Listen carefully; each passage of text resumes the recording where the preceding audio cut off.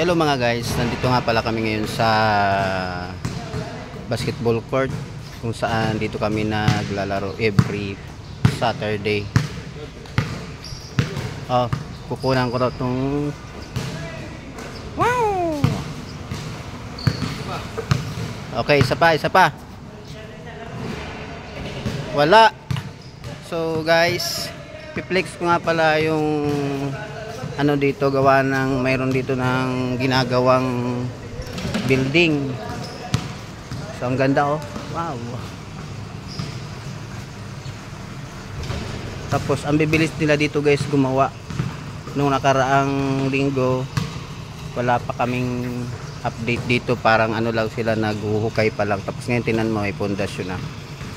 Tapos guys, i-reflex ko nga pala dito gawa ng pwede pala dito magtrabaho yung babae sa construction. Ayan o guys, nakikita mo yung babae na yan. Wala ditong discrimination guys.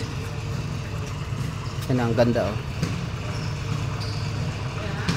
Kahit babae pwede ditong magtrabaho sa construction.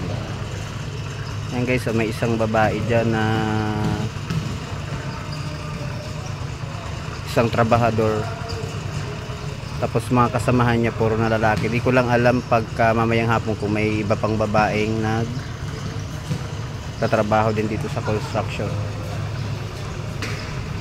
And guys oh, nagkakabit siya ng ano, ng alambre sa mga bakal para sa mga pangtali.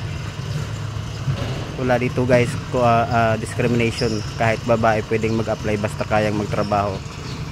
Dito lang yan sa Malaysia. So maganda dito mag-apply ng trabaho sa Malaysia guys,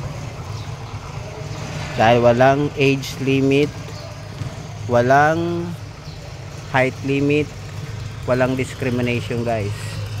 Ano si ate,